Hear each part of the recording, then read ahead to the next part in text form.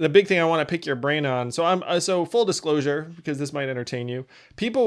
I would say things on the trail like, hey, uh, quoting you, sometimes I attributed, sometimes I didn't. I knew you wouldn't care. But I would say, we have some of the smartest engineers in the country turning supercomputers into dopamine delivery devices for our kids, and it's having a disastrous effect on our mental health, teenage girls in particular, according to Jonathan Haidt and Gene Twangy's data. And then every parent in Iowa and New Hampshire who heard this were like, yeah, because they see their kids getting addicted to their screens, and it's not great for their development. And then they would turn to me and say, what are we going to do about it? And then I would say, you know what we're going to do? and here's where, I don't know if you said this, I said, as your president, I'm going to start a Department of the Attention Economy, and I'm going to have my friend Tristan Harris run it. Tristan has been trying to change the design decisions of these tech companies for years. Now, most of them, just gave like Andrew knows someone specifically who has the right thinking on this. But if we were to play that scenario out, what do we need to do to try and humanize our technology and our use of it? First, I just want to say a few things to what you shared. Man, yeah. Well, I just want to say I appreciated so much that you, like with Universal Basic Income and like with other aspects of your platform, I think, have always prioritized a kind of public education in your work, and trying to help people understand and elevate issues that are not being talked about, and using your presidential campaign to do that. I think that was amazing. You did that with UBI, and you've also been doing that with the attention economy. And I think you helped make it even a bigger issue. And I just really want to say I really appreciated that you led the way on elevating it as I think to its rightful position as one of the top issues facing society, because it's underneath and exacerbating all the other issues. It makes it impossible to solve any problems if we can't even agree on reality. Exactly. And that's what we say in the film so clearly, is if we can't agree on reality, we can't solve any problem, whether it's climate change, poverty, or social justice and racism, or whatever we want to deal with. So, truth be told, this is not an easy thing to regulate. It has to do with core business models. I do think we can look to ways that the climate movement thinks about an increasing over time tax to carbon, to carbon externalities, setting a price on carbon. So essentially, as we've talked about, this is an extractive economy where instead of extracting oil out of the ground and then producing, climate change at a global level in the commons, depleting the environmental commons and also eroding the life support systems of the planet, that's the fossil fuel economy. In this case, we have an extractive economy built on not just extracting human attention, but as we talked about in an earlier interview we did, fracking for human attention, because we're worth more also when we're multitasking. Really quickly on that, we're worth more when you have a tablet, a phone, and your television up. And that triples the size of the attention economy, because now you're paying attention to three things. So, dark. But one thing that very much like that, when you use the metaphor of fracking for attention, you start to see that we're selling, just like the financial crisis, thinner and thinner slices of human attention, as if it's worth the same as valuable concentrated attention, but it's kind of junk attention, just like we're selling thinner and thinner credit default swap type, junk instruments, financial instruments, and selling it as if it's this bigger thing, and propping up this kind of inflated advertising attention market. So I think one thing we can do is we can correct for that inflation. I think there's one study from a couple years ago where Facebook was found to inflate the amount of advertising reporting that it did for their advertisers by 900%, meaning they exaggerated how much the viewership or clicks there was by 900%. So that's just like, a financial broker exaggerating the value of, a financial instrument by a lot. So we can kind of clean up comprehensively this systemically fragile, fragility creating system. So much like you can't just say we're going to get completely off of oil in 1 year and carbon prices are going to be set to $1 million a ton and we're going to move over. You set up a transition plan over 10 years. So I think what we need is a transition plan from each company maximizing how much attention that they kind of extract to winding down how much commodification of human attention that we can do over time. One model of this actually comes from the way that we regulate energy companies. because it used to be that PG&E or Con Edison or whatever your energy company is, they're a for-profit company. Theoretically, they want you to use as much energy as possible. So leave the lights on, leave the faucets on, maximize your just wasting of energy, and you're maximizing climate pollution, activity and behavior. They can even put those nests in your home and then maximize how much you use to like manipulate you into using the most. That would be a kind of dystopian reality. Our recommended home temperature is 95 degrees. Exactly. And get you to change it all the time. And, anyway, so obviously that would be an extractive kind of business, and it's fundamentally misaligned with the commons because it accelerates climate change, et cetera.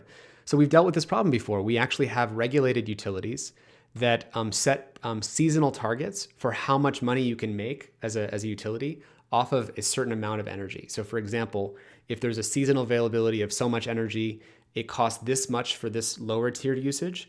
And then if you're a consumer and you use, let's say, beyond that amount, because it's a hot summer, they actually double charge you for that next phase of energy that you're using. Except those extra profits don't go into the coffers of PG&E or Con Edison. They go into a public fund that actually invests in the renewable energy infrastructure that we need. So that's a nice, I don't know if you caught that, but it's a sort of a nice transition plan of... I caught that. Yeah. I don't know how I explain these things very well. You probably know these things better than I do, frankly. But No. So let me just try and walk through this just for fun. So let's say you and I are getting together and we're part of the Department of the Attention Economy, and we're like, all right, hey, Facebook, here's the deal. We find you excessively extractive in terms of the amount of attention you're getting from folks. So step number one, stop exaggerating the amount of time we actually spend on you. That's number one. But number two, for every bit of attention you get beyond a certain period, let's call it like hour 4+ for a teenager. Like there's actually like some negative social value associated with that. So we're going to have you pay a penalty, and then use that penalty then to fund some alternatives. Let's call it like little leagues or whatever. Like we fund something that would be like the anti Facebook type of countermeasure. Is that more or less accurate? Well, I also want to say this is a tiny part of probably a more comprehensive way of dealing with these problems. But I think there's a part of it, which is that we have to remove some of the perverse incentives. Yes. What you're saying now reminds me of something I said when I went to the Con, whatever you say, pronounce it, advertising festival, where we were talking to the advertisers that fund all this activity and these mental health harms, and said, after there's a mental health crisis from kids and there's a loneliness crisis, someone's going to ask the question, who paid for all of this to happen? And it's obviously these advertisers. And one of the things we proposed was, imagine you just simply cannot make money from usage between, let's say, midnight and 6 a.m. if you're a tech company. That disincentivizes usage of sort of late night lonely use. That's sort of the low willpower period of use. Now that's definitely I don't know what you're talking about, Tristan. I have never done any low willpower tech social media use between those hours. I think you are the superhuman willpower one among us that is kidding. We've all done it, but I love that idea so much, where you cordon off a number of hours where you're like, look, extracting attention in these hours is not a good thing. It's like treating a park, those trees. Some of the trees we extract and we turn into lumber. Other trees we say this is part of a national park and they're for walking and exploring and enjoying, right? And it's like some of our attention can be maybe, part of a system that obviously wants to commoditize it. But that's another thing, is there's sort of a violation of turning alive humanness and alive human choice into these dead slabs of human behavior through behavior modification engines, right? So we turn like alive consciousness into this sort of deadened consciousness in which your behavior is more or less predictable, because we've taken what could be a free choice and turned it into an unconscious habit, which is a form of kind of like dead lumber is to a tree what dead human behavior is to a live human being. There's many different aspects of this that I think we have to correct. I think what we need here is overall something more comprehensive. Just like with the financial crisis, if you asked me, Andrew, and said, what's the one law that we passed that's going to fix all this? I like your approach that this is sort of an ongoing issue and that we need a cabinet level Department of the Attention Economy to deal with these problems. Oh, let's dig into the toolkit a little bit more because I'm already learning a ton from you. I love seeing it as something of a negative externality, like attention beyond a certain point, where you say, look, like I was thinking beyond hour X is probably not a great thing for you. I love your saying, look, between midnight and 6 a.m., probably terrible for teenagers to be Facebooking it up or whatnot. Like, just throw a few things out there like that also belong somewhere in like the consideration setter toolkit. Yeah, we're going to be publishing some more on this on our website soon. I have some of it up here right now, but I think a more comprehensive approach is something like what we had for the financial crisis, where we had a comprehensively risk-creating system, and we needed comprehensive Basel III reforms in Europe or the Dodd-Frank kind of reforms in the United States. I know there's some problems with that, but that's thematically what we would want to be going after. So we need protection for kids, privacy for people, transparency for platforms. You could imagine you get Section 230 protections for content, but not for amplification or recommendation systems. And in exchange for getting Section 230 protections, for those who don't know, it's what enables platforms to not be liable for bad content on their platforms. But in exchange for that, there has to be transparency to the public and to many civil society groups to be able to say which things we want to measure about the use or prevalence of certain kinds of content, so that we can actually do a better job of regulating them, because we don't even have transparency now about how bad is the teenage mental health problem. How many users beneath the age of 16 are using it between 2 and 4 in the morning? If we had transparency, we could actually make them report not to a board of directors, but to a board of the people based on these metrics that matter to us in a democratically governed society. Oh, that is enormous. So modifying Section 230 in those ways would be huge, because in many ways, that is these companies' license to operate and print money, really. That's right. And this was written in '96 before any of these companies even existed. Like we couldn't. So I'm sure they anticipated YouTube and Facebook and TikTok, many years later. So we need to examine this license essentially, and what you're suggesting is a difference between posting content and then spreading advertising content or messages or videos that there's some kind of commercial incentive attached to. So that's a very interesting distinction. The other interesting thing you're attaching to it is to say, look, we're going to give you this, and in some cases, this franchise is worth billions, even trillions of dollars. But in return, we get data. They get real data about what the actual public harms are. Because if you compare this to a negative externality, where you look at, for example, with pollution, you look around and say, okay, there's there are negative effects through climate change. In this one, we actually need the data the social media companies have in order to measure a lot of the harms. That's right. And so this is table stakes. This is not the thing that answers the problems. This is the sort of prerequisite for being able to do anything. A metaphor I often have, Andrew, since you're using these climate change analogies, is it's like Facebook is like Exxon, but they're the Exxon of human anxiety. Except they also don't just own the kind of extraction of oil. They also own the entire satellite network that we have to observe and measure how much CO2 and methane. So they actually control the measurement of how bad the problem is. So this is ridiculous. It's almost like if you take the monopoly conversation, it's a vertically integrated company that owns both the measurement, either the exclusive access to measurement of the harm and also the harm creation. That's a vertically integrated, perverse sort of company. There's also other aspects: freedom from manipulation, accountability for harms, enabling more competition. We can dig into that, because it's less about, as you said, magically breaking them up causes the removal of misinformation or addiction in society, because you still have a race to the bottom to create those problems.